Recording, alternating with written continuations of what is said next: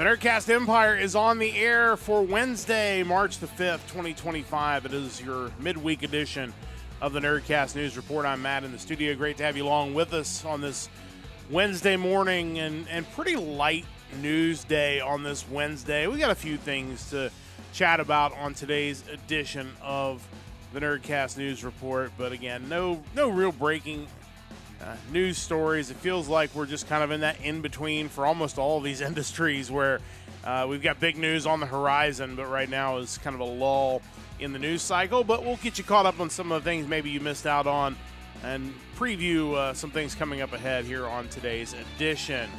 Joining me in studio on this Wednesday morning is Mike. Mike, how's it going?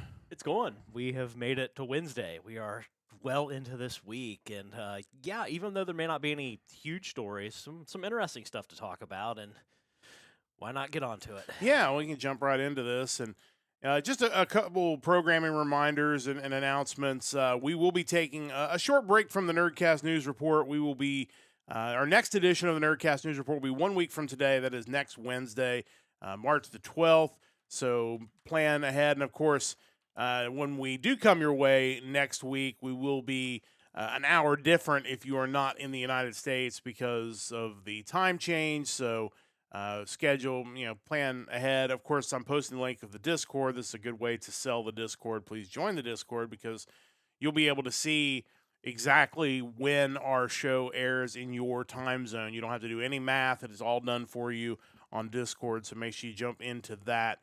We will be with you on Sunday for another edition of the Hard Rock Empire. It'll come your way at 3 p.m. Eastern Daylight Time. Again, the time change here in the U.S. on Sunday. So, again, plan accordingly. Join the Discord. You won't have to guess as to when our show is going to air on Sunday. Looking forward to that music of February the 21st coming up this week. So that's kind of a programming reminder before we jump into the news stories today. But we'll jump on in to our first news topic of the day. And I think right now with Nintendo, it does kind of feel like we're just treading water at this point while we're waiting for the big Switch 2 announcements to come next month. But nevertheless, Mario Day is coming up, and it will end up happening before we rejoin you for the Nerdcast News Reports. I figured today was as good a day to talk a little bit about it because we do have a couple of events that have been announced from Nintendo. One is another event for Mario Kart 8 Deluxe, which has got to be creeping up there as far as the most milked games in the Nintendo sphere, although it is still a lot of fun. So, no shame to that. Also, Nintendo's also offering a Nintendo Switch Online membership as part of the challenge, as part of Mario Day, as a 14-day free trial. So if you've been on the fence to trying out Switch Online, and definitely encourage that, this is a good time to jump in. But, it's kind of a strange time for Nintendo. Obviously, we just had Pokemon Day with some relatively big announcements there. And, of course, the Nintendo Direct will be coming up in the beginning of April. And we know there's going to be big announcements there. So it does kind of feel like, we're going to do a little bit for Mario Day, but it does kind of feel like we're not really looking at any huge announcements coming our way next week. You don't expect that, do you? I assume not, unless they decide now's the time to go ahead and make some sort of announcement of something that will be on the Switch 2, Mario related, because people assume that we're probably due for another 3D Mario game at some point. The Mario Day placement is weird, obviously, because it's based on, Mar10, looking like Mario. The fact that it lands so close to Pokemon Day, you just feel like maybe they should rebrand him Julio. I think maybe his holiday would land in a better time frame, or too late. Or Sepio or Novio, maybe even. Yeah. All options. He's not that big of a character. You could change his name, no one would mind. It's never too late to rebrand. Yeah, for sure. It's kind of brilliant in a way that they're going to give you this 14-day free trial and kind of base it around this challenge in Mario Kart 8 Deluxe. It's basically, if you haven't played online Mario Kart 8, we need you to try it out. That way, when we do release the follow-up to it as part of the Switch 2, you're going to be more inclined to jump on board with that as well. 100%. Switch Online is a really cool value, though, for what you're paying, and certainly with the free trial, it's worth checking out. It's, not only do you get to participate in Mario Kart 8 Deluxe Community Challenge, Splatoon 3, you can play that online. You can download and use the Nintendo Music app, which is pretty cool. And the library of retro games for a few bucks a month is certainly worth it as well. The article did mention as well that they will be putting multiple Mario games on sale for the holiday as well. So if you're not an online gamer, but maybe want to pick up some of the games you missed along the way from the Mario franchise, this will probably be a good time to do that. Yeah, I think that's really the biggest thing that's going to come out of this. And again, like I said, I joke about Mario Kart. That was one of the first things I picked up when I got my Switch finally last year. And like I said, it's a blast. The one thing that they have figured out with these multiplayer Mario games, whether it's Mario Kart or Mario Party, Smash Brother, like these games just have such a replay value, really unlike just about anything else, that you can not only play the current version, which, to say that this is a current version has been around forever. Obviously, the deluxe edition and introduced new maps and stuff, so they were able to kind of spruce it up a little bit. But you can go back and play previous versions. I mean, I still see people streaming old Mario Party games on Twitch and just having a blast. And they have created these games that almost have infinite replay value, which just guarantees you're going to get your money's worth when you buy one of these games, even now. Yeah, and I feel like that was an issue, especially a couple years ago. It might have been around the lockdown time where Nintendo was like trying to do something to stop a lot of these competitive tournaments that people have been holding for retro games like Smash on GameCube and 64, because they were growing so large. Nintendo kind of felt like they weren't getting a piece of that pie and they needed it. But yeah, it's what makes a Nintendo compared to your Microsofts and your Sonys, is that they've always prioritized fun, and they have, without a doubt, the greatest first-party lineup of IPs. It's really hard to compete with that. Yeah, it's amazing to me that they are so far ahead of the competitors when it comes to those first-party IPs and how to use them and how to keep them fresh and how to keep people wanting to come back to play the newest games involving those characters. And again, like you said, we're going to get probably an announcement, may not be this weekend, but probably an announcement on a new Mario game when the Switch 2 drops. I think a new Zelda game certainly wouldn't be surprising. It really feels like everybody's just kind of waiting in anticipation to see what happens at the beginning of April. And, like I said, still a really cool event, not really heavily newsworthy, I don't think. So, I don't expect us to get any major announcements coming out of this. But at the same time, Nintendo still celebrating, still doing really cool things, give the fans something to get excited about. And again, just kind of further us down the road for that April the 2nd Direct, which we'll certainly have completely covered. We'll probably do a preview of it. We'll do a review of it. I think that's a date that we're all looking forward to, not just for the Switch 2, but what that's going to entail and what kind of games we're going to get out of it. So we'll keep everybody updated on that. But like I said, if anything newsworthy comes out of Mario Day, we'll have that covered next week on the Nerdcast News Report. This was kind of interesting to me, and I just kind of threw it on here as we jump ahead. Suikoden, which has been around for a while, I think it dates back to the 90s, the franchise, is getting more media. They are getting a new anime, they're getting stage plays, and they're also getting a new mobile game. It's kind of wild that Suikoden is kind of one of those properties that just kind of keeps hanging on in there. Like, it goes all the way back to the late 90s. And I don't know how much you've had a chance to play the series. I know you're very familiar with it, but for fans of this franchise, it just sounds like they're about to get a whole bunch of new media to come out over the next maybe year or so. Yeah, I think they finally realized that this is the kind of property that you could probably really exploit, especially when you're talking about a mobile game. I don't know why it took them so long to get around to something like this. Obviously, you have Suikoden 1 and 2 released this week for Switch, PS4, 5, Xbox Series, 1, PC. I haven't had a chance to look into that yet, but it's one that, since I really haven't, I own Suikoden 4, but I've never played it. I've never really gotten into this series, but I think now is probably the time to jump on board. The thing that I look back at when I look at the story, it's like the anime's cool, the stage play sounds cool, but it's the mobile game. Like Suikoden as a game, its selling point has always been a stupid amount of playable characters. That's always been its gimmick. So to me, why it took them so long to think mobile game, and I have to assume gacha style mobile game, that just seems like way too much of a slam dunk. It could basically be your next Fate Grand Order if you wanted it to be. Yeah, that's one of those ones I don't know how they missed the boat on that for so long.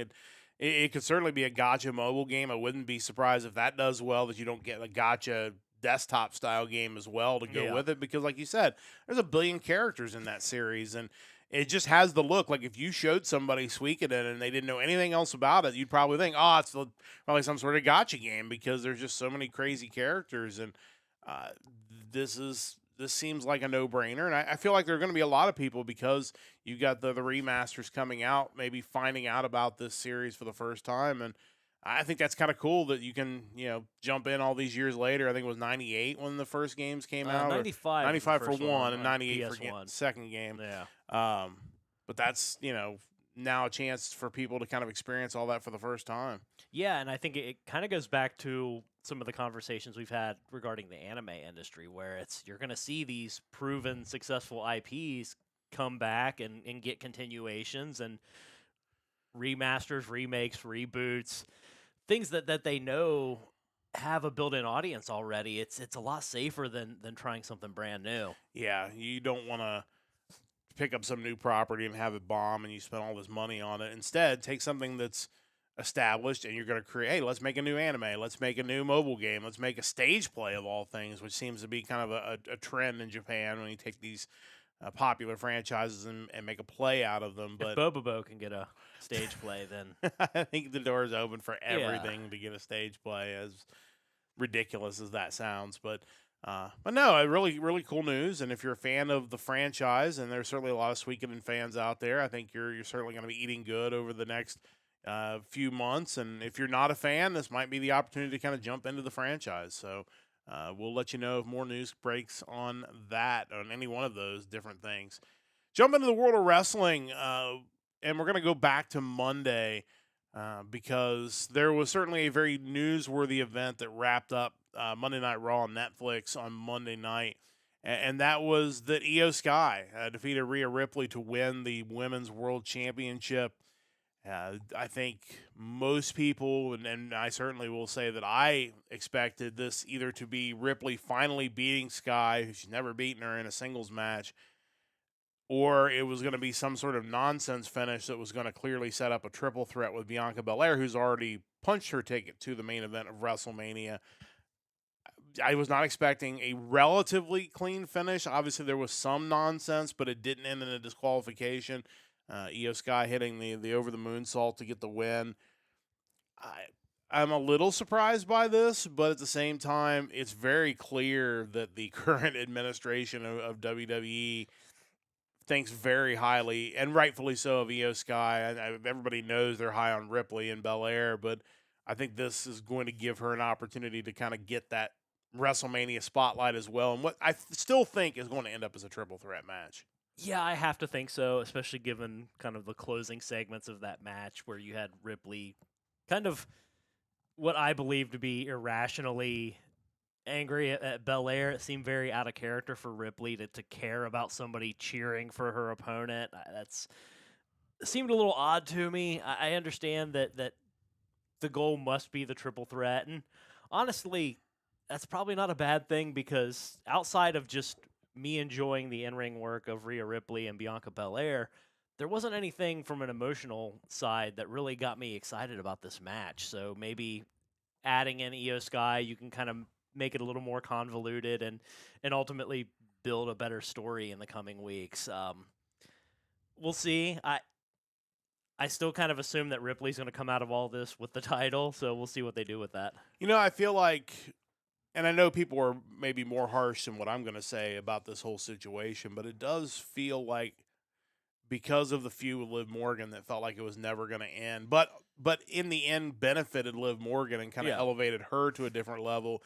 It kind of came at the expense of Ripley to some degree. Like you said, that even this moment in this match felt a little out of character, and not suggesting she needs a heel turn to kind of snap back into place, but I do feel like kind of a refocusing of what her character is probably due. And this feud kind of needs to be about her more so than the other people in the match, where it felt like the Liv Morgan thing was a lot more about building Morgan up as a legitimate title contender than it was about Ripley.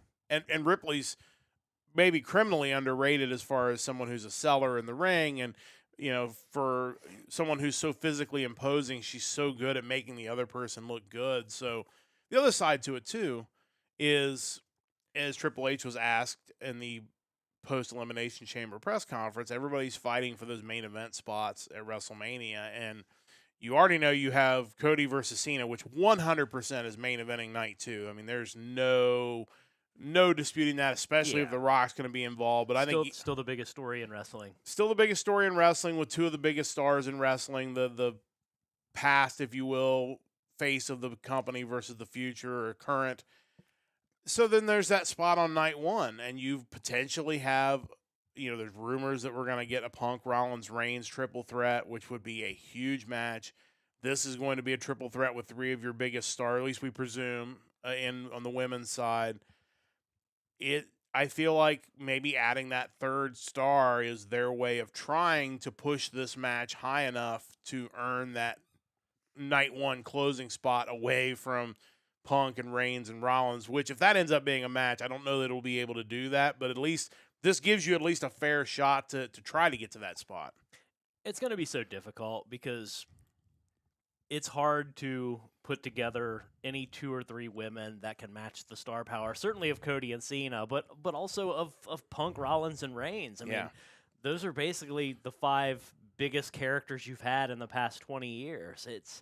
It's not a slight on the women beyond maybe saying that they failed a little bit in the booking of them over the years to have created stars to their level, because outside of, Ripley, maybe, I think you can't really underestimate how big of a deal she is, but I don't think a Flair and Stratton achieved that. I don't think Sky and Belair are that. Rhea's probably the only one that as far as current crowd reception, she's the only one that kind of reaches anywhere near that level. And it's going to be really tough to keep Punk out of the main event if this is the match you set up. Yeah, and, we'll talk a little bit about it in the Empire Express, but just to kind of tease that, Punk just cuts the scathing promo to open Raw that just melts everybody, including Cena and The Rock. And there are only a handful of people in the business today, and maybe ever, that can move the audience with their words the way that Punk does. Now, he's great in the ring as well, but his ability to sell you on something you didn't even know you wanted is on a totally different level than really anybody. And the fact that somewhere down the road, he's already kind of started doing it, he's going to be in the Performance Center teaching your up-and-coming wrestlers how to do that. Yeah. Gives them such a huge advantage, because if you can share even a fraction of that knowledge with some up-and-coming star who's got the athleticism and the look, and if you can teach them the ways to move people with their words without ever having to throw a punch, I mean... Can you imagine having CM Punk in your locker room and not listening to him? And we'll talk about it again in a minute. Of all the things that Tony messed up, and there are certainly a long list of things, varying degrees, obviously, some of them not so much as serious.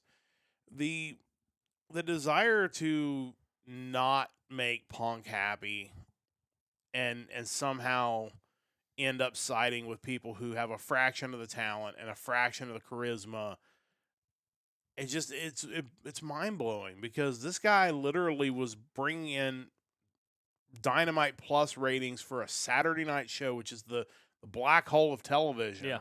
People were tuning in because they wanted to see CM Punk's show. And now he's on WWE programming and is must-see every time he's on television. All they have to do is promise you he's going to open the show, or he's going to be on at 9 or 10 o'clock. And you have to watch, because you don't know what he's going to say. And he's in a company now where he can say the things that are needed to advance a storyline or move a match without hurting people's feelings and worrying about somebody going to Triple H and being We like, presume. I mean, we hope that he doesn't cut The Rock a little too well, yeah, close. if there's anybody who has that ego, it would be The Rock for sure. But even Drew McIntyre made the comment on the other side that, like, hey, I said some really terrible things about Punk, and he just took it. He didn't get, sad and take his ball and go home. Like he fired it right back. And that's the business. You have to be able to do that kind of stuff and not take it personally, because if you don't, your storytelling isn't believable and nobody's going to care about what you do in the ring.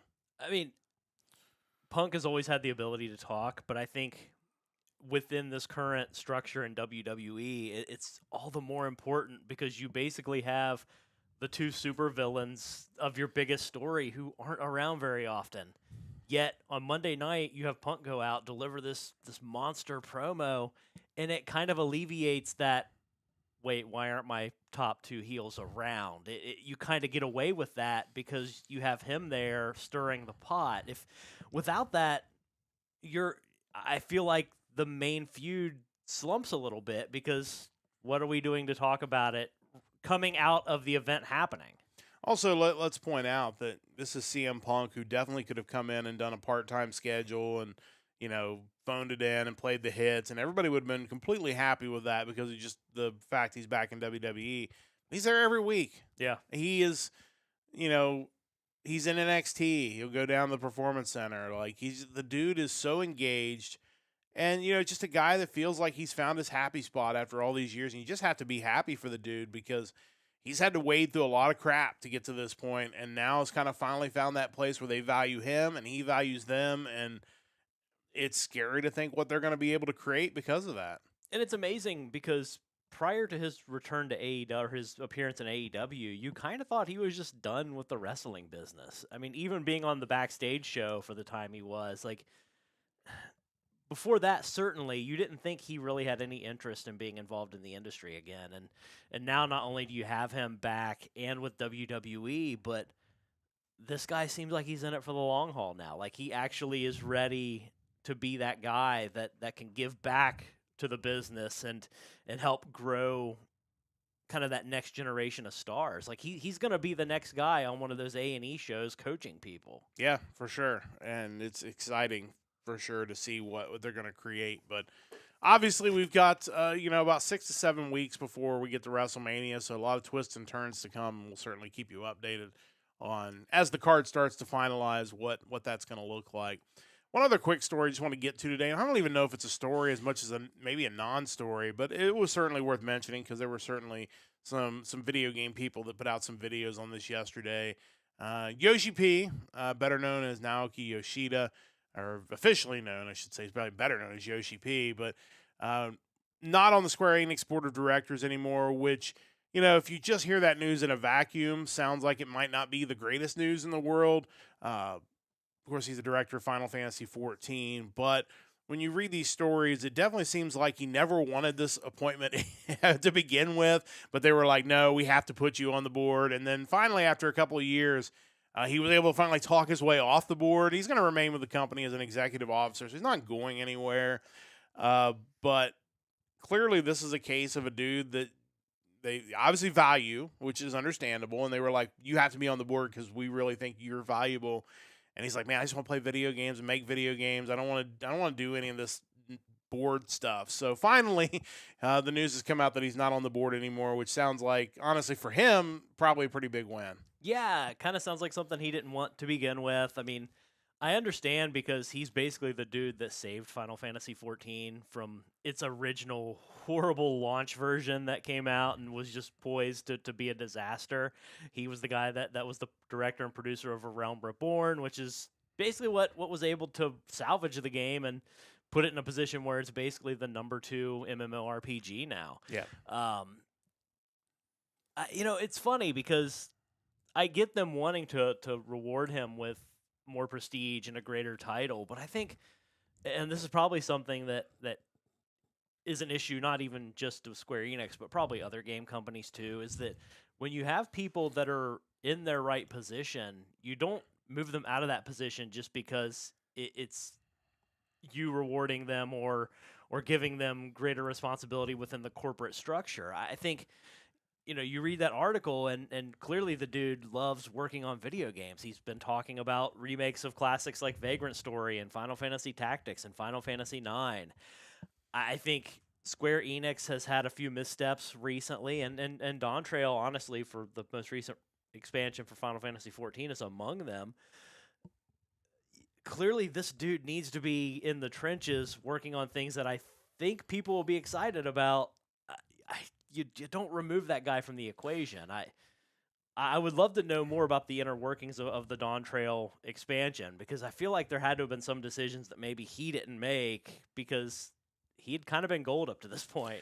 And it's tough because as a company, you do want to reward people when they, like you said, clearly save that game, and it's like, yeah, we're going to give you a big promotion because you're doing this. And sometimes people don't want that. They don't want to move up the corporate ladder, and that seems like a foreign concept. But some people just love their job that they do and are really good at it. And sometimes the best thing to do is just to leave them in that job that they're really good at. Obviously, as a company, you always want to check with people because you don't want to pass somebody over for a promotion and then lose them to somebody else. And maybe that was the original fear. It's like, oh, well, this guy, everybody knows he's amazing, so if we don't put him on the board, then some other company's going to come swooping in and take him away. A little less likely in Japan, in a country that's very big on loyalty, but at the same time, not worth the risk. But now it's just like, no, I just want to work and make video games and do what I do and love to do. And this looks like it's going to allow him to get back to that. Yeah, and I'm excited to see if maybe some of these remakes and reboots or whatever he's talking about as far as making these games playable on modern consoles, what if anything comes of that, because the PlayStation 1 era of Square Enix or Squaresoft was really solid. I think they could revisit a lot of those titles and do something cool with them. Yeah, that could be a lot of fun. So again, not really a story, more of a non-story, but worth mentioning because again, the dude is obviously very important to Square Enix and to the video game industry. So I think when people saw that news, they might have a little bit of panic, but it seems like no panic necessary. It's exactly what he wants, and I think that's going to work out in the long run for everybody. Ready to wrap this up with the Empire Express. Go. Mobile Suit Gundam G-Quack's beginning anime film opened on Friday in the United States, ranking at number 10. The film earned a cumulative $916,000 in its first 3 days. It's also doing well on Rotten Tomatoes, scoring 90% so far. Seems encouraging for a Gundam show in the U.S., doesn't it? Yeah, for sure. Considering the movie is kind of tied to the Universal Century and to some degree requires some knowledge of that story, you got to assume a lot of those tickets are being bought by your kind of more hardcore fans. And if that's the case and it's getting a 90% on Rotten Tomatoes, it must be working well for them. So that's certainly encouraging. Monday Night Raw opened with CM Punk cutting another scathing promo against his enemies, including John Cena and The Rock. It ended with a pull-apart between him and Seth Rollins, leading to a cage match at Madison Square Garden next week. Still stunning that AEW messed up so badly with Punk. I mean, you just talked about it. Yes. To me, of all the things, and there's a long list, the fact that you had CM Punk, who wanted nothing to do with WWE ever again, motivated and with some authority backstage, and you just let that dude walk out of the company and go to WWE and be the model citizen and basically drive their programming is, if AEW fails somewhere down the road, that's got to be at the top of the list of the reasons why. The Offspring has announced a summer 2025 tour with Jimmy Eat World and Newfound Glory. This includes a date on July 25th in Cincinnati. Is that a show you would be interested in? If the price was right, sure. I certainly wouldn't mind seeing the Offspring. The other two bands as part of the as part of a festival I might want to see, but having them on the bill doesn't necessarily add a whole lot of value for me. But yeah, if the price was right, who knows? Yeah.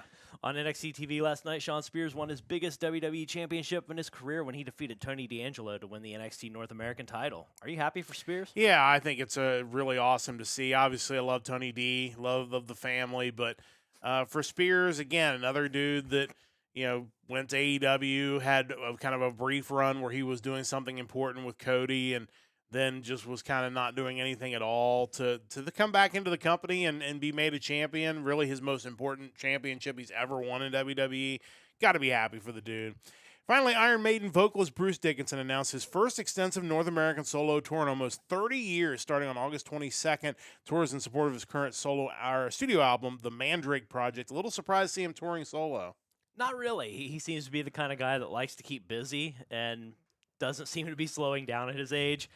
I could see he and Steve Harris both continuing on for quite a while, even if Iron Maiden ultimately hangs it up someday. Yeah, and certainly Dickinson's one of those guys on the list that I still need to see in person because he's one of the all-time great vocalists, not just metal vocalists, but I think vocalists across all music of all time. So if you have a chance, check him out. He'll be touring pretty extensively starting later this year. And that is going to wrap things up for today's edition of the Nerdcast News Report. You're all caught up. Just a reminder, we'll be back again next week, next Wednesday, 8:30 a.m. Eastern Time with another edition of the Nerdcast News Report. So join us then.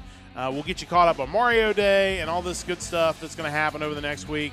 We will be back for another edition of the Hard Rock Empire, our music show, Sunday, 3 o'clock Eastern Time, middle of the afternoon. We'll have the music of February the 21st, so join us then for that. Big thanks to Stove Lake Media for their continued support of our podcast. Big thanks to everybody who joined us this morning. Big thanks to Mike for joining me, as always, in the studio. And a big thanks to you, wherever you're listening to us, whenever. We appreciate you, and we really look forward to continuing to do great content. Don't forget to join the Discord.